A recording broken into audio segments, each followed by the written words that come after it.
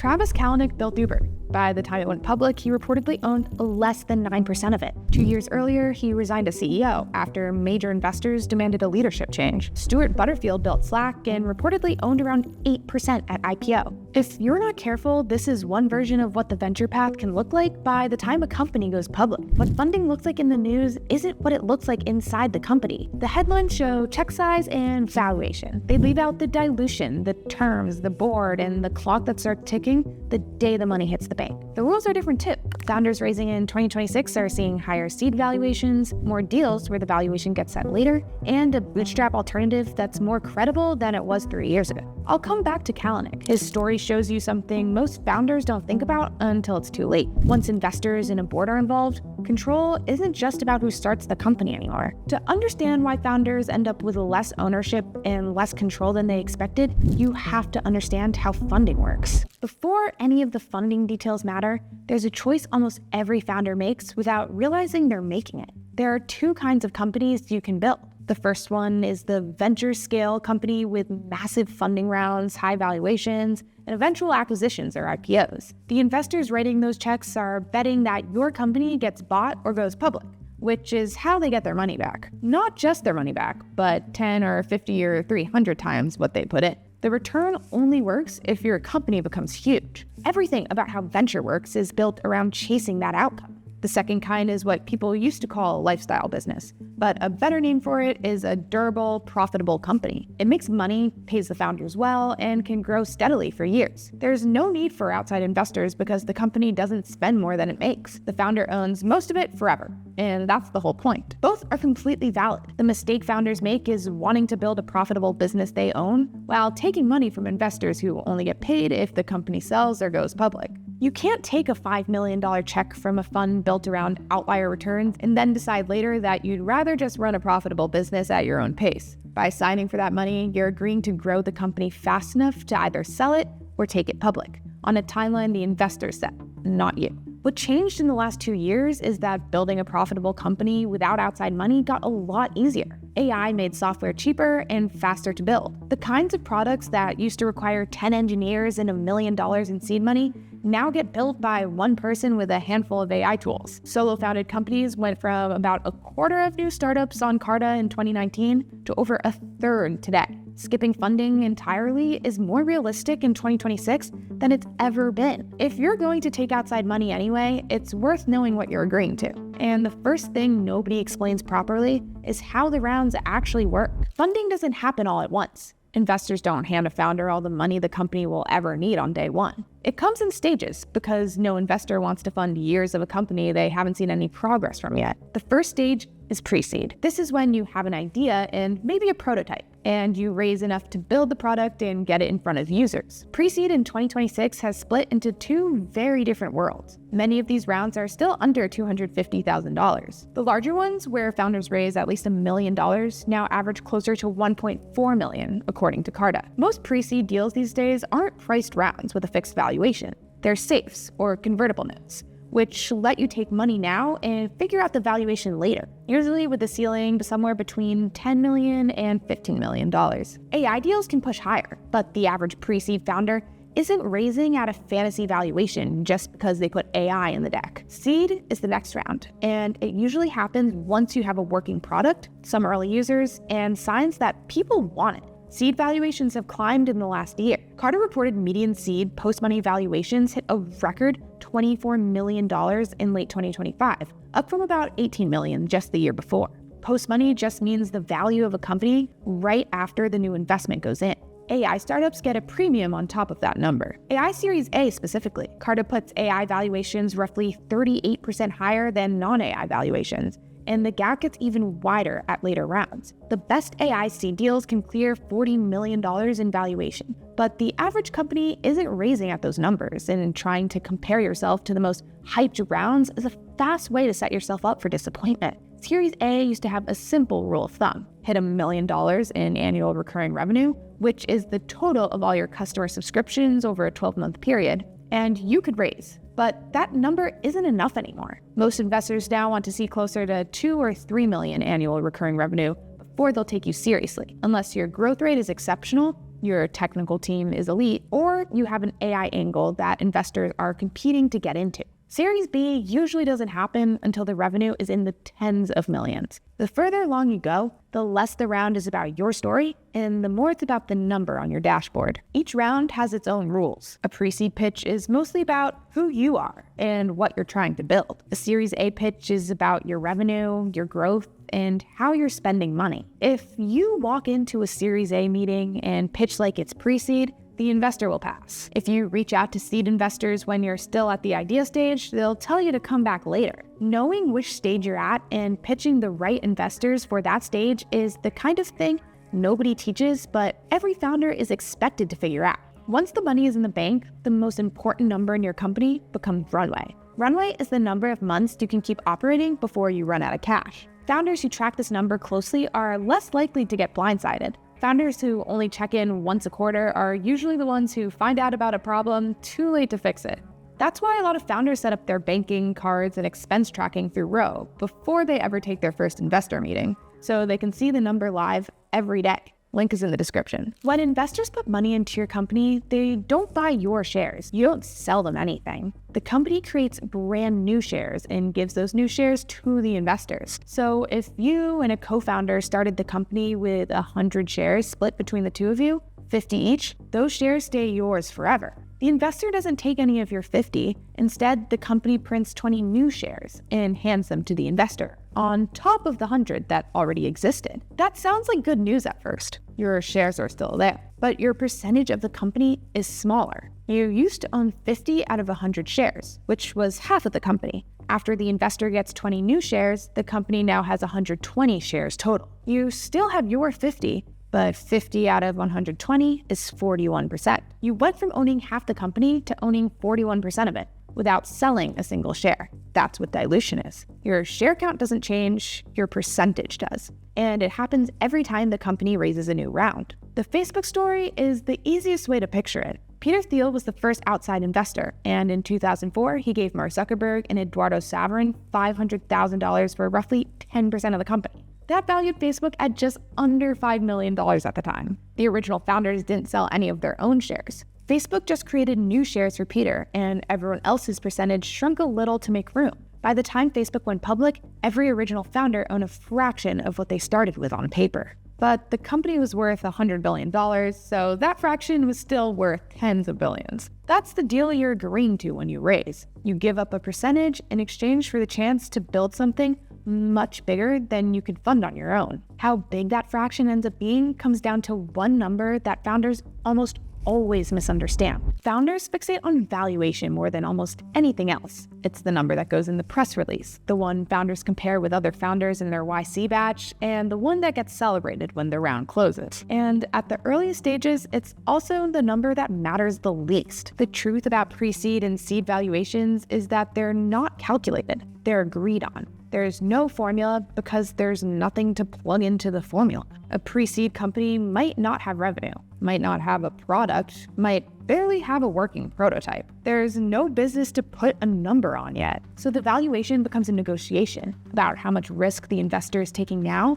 versus how much money they can make later if the company works. If 5 investors are competing for your round, you can push the valuation up. If one investor is mildly interested, you can't. That's almost all of what determines an early stage valuation. But the headline valuation is only the start of the story. By the time a company reaches Series B, the founder often doesn't fully control the company anymore. Carta's most recent data puts median founding team ownership at around 23% by that stage. The board can fire the founder as CEO. The founder needs board approval for everything from giving themselves a raise to making any major decision about the company they started. Most founders sign up for all of that without realizing what they've signed until they're already living with the consequences. And the valuation isn't even the part that does it. The valuation gets the press release, but the terms decide who controls the company, which is the part most founders miss. A founder might celebrate raising a $5 million at $25 million valuation because it sounds better than raising the same amount at $18 million. But if the higher valuation came with worse terms hitting in the contract, that founder may have made the worst deal. There are 4 terms that are super important for you to know. A liquidation preference decides who gets paid first if the company sells and how much they get before anyone else sees a dollar. The founder-friendly version is called 1x non-participating, which means investors get their money back and that's it. The version founders should watch out for is called participating, which means investors get their money back and a piece of whatever is left over. So if you raised $10 million and sold the company for $30 million, a participating preference means the investors take their $10 million back first, then take a share of the remaining $20 million on top of it. The founder ends up with much less than they thought they were going to get. Protective provisions are the clauses that give investors veto power over big decisions. Selling the company, raising another round, changing the budget, issuing new shares, taking on debt. The founder is technically the CEO, but the company can't do any of those things without investor approval. Pro rata rights let an early investor put more money into your future rounds so they can keep their ownership percentage from getting too diluted. Drag-along rights mean if the majority of shareholders want to sell the company, the smaller shareholders are forced to sell too, even if the founder doesn't want to. All of these terms affect either economics, ownership, or control. And when a company hits a crisis, those details matter. Once you've handed control over, the consequences can be much bigger than founders realize. Uber is the most public example. Kalanick resigned as CEO in 2017 after major investors demanded a leadership change, during months of controversy and internal investigation into Uber's culture and management. The lesson is that once you raise venture money, governance matters. Board seats, investor pressure, voting rights, and approval rights become very real when the company hits a crisis. Kalanick had built the company.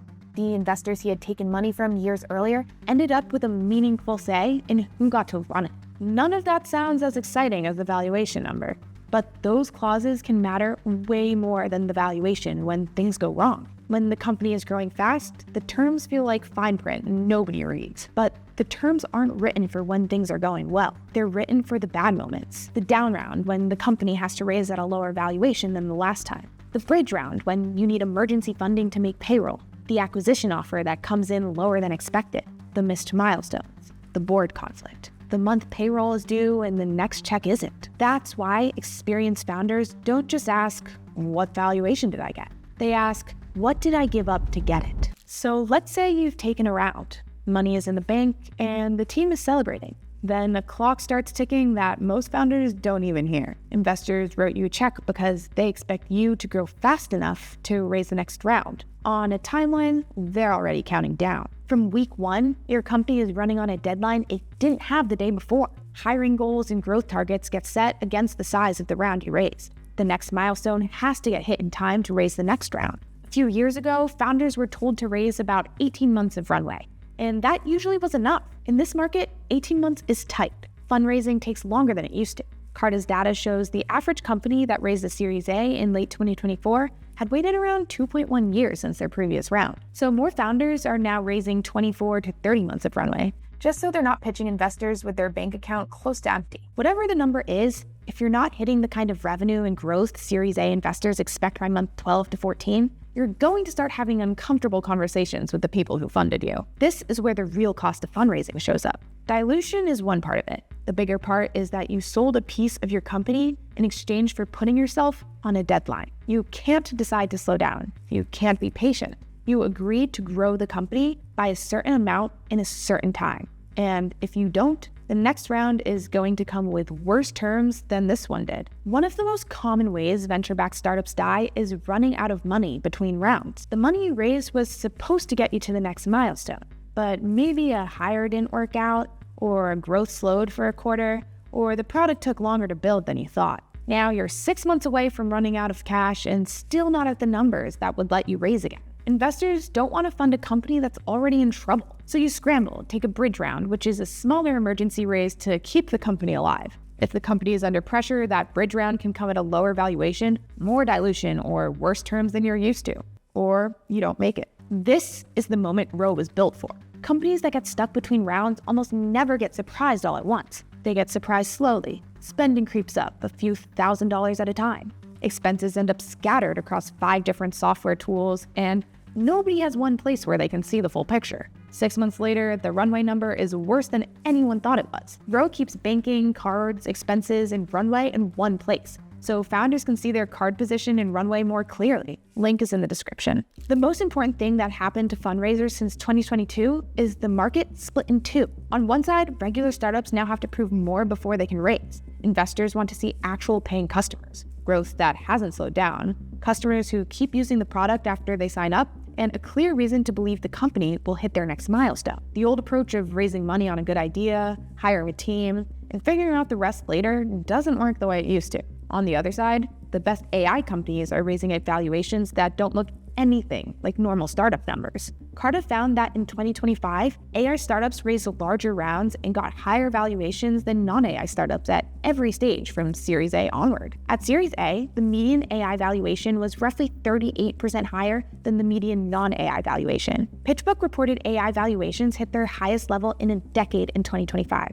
So the market didn't get easier, it got more uneven. If you're an AI company with a strong team, real technical advantage, and revenue growing fast, investors may compete to fund you. If you're a regular software company with steady but unspectacular growth, you may be facing a much harder fundraising environment than founders did in 2021 or 2022. The second shift is how the deals are getting done. As mentioned earlier, most pre-seed companies are now raising on safes and convertible notes instead of priced rounds. Carta's data shows around 92% of pre-seed rounds use safes specifically, with convertible notes still showing up in some early-stage deals. The risk for founders is that the valuation conversion feels avoided, but it isn't. It's just delayed. When the safe eventually converts into shares at the next round, the valuation cap and discount that got negotiated up front decide how much of the company the founder ends up giving away. The third shift is what's possible if you don't raise at all. One-person companies hitting $1 million in annual revenue are still rare, but they exist now in a way they didn't 3 years ago.